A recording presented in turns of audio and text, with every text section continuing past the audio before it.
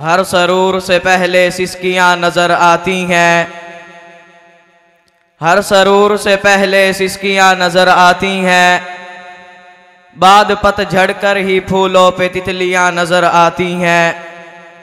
یہی سوچ کر اشکوں کے دریا بہا دیے کہ بہتے ہیں جب آنسو تبھی خوشیاں نظر آتی ہیں۔ سامعین عزیز وقار، آج اس اوان علم و دانش میں جن نفوس قدسیہ کے تذکار سے اپنے افکار کو گفتار میں منتقل کرنا چاہتا ہوں،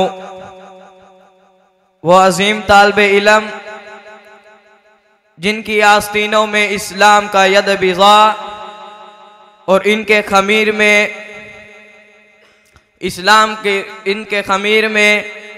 اسلام کی روح کار فما ہے۔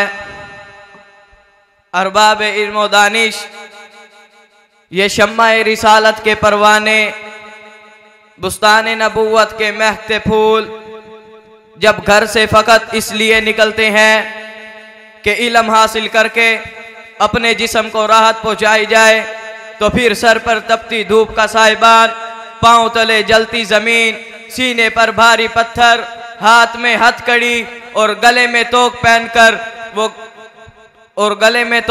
کر وہ نظر آتے ہیں علم حاصل کرتے ہوئے، دکھ جھیل کر بھی گلاب کی طرح مسکراتے ہیں، دکھ جھیل کر بھی گلاب کی طرح مسکراتے ہیں۔ حصول علم کے لیے کانٹوں میں بسنے سے وہ گھبرایا نہیں کرتے۔ ارباب علم و حکمت، جب میں نے تاریخ کی آنکھوں میں جھانک کر دیکھا کہ یہ وہی نوکیز کلیاں ہیں جنہوں نے حصول علم کے لیے اپنے گھر بار کو چھوڑ دیا، انہی فرزندوں نے حصول علم کے لیے خواہشات و نفس کو پاش کر دیا۔ یہ وہی بوریہ نشیں ہیں جو رات کو لکڑیاں کاٹتے اور دن میں مسند نبوت کے سامنے بیٹھ کر اپنے دلوں کو نبوت کے علم میں روشن کرتے ہوئے نظر آتے۔ تو کہیں امام شافعی رحمہ اللہ 30 برس تک ٹاٹ کے اوپر ایڈیاں رگڑ کر علم حاصل کرتے ہوئے نظر آتے، تو کہیں ابن تیمی رحمہ اللہ مصائب و علام کے چکی میں پس کر علم حاصل کرتے ہوئے نظر آتے۔ نرم بستر پر انسان سکون کی نیند سو کر اپنے جسم کو راحت تو پہنچا سکتا ہے مگر علم حاصل نہیں کر سکتا۔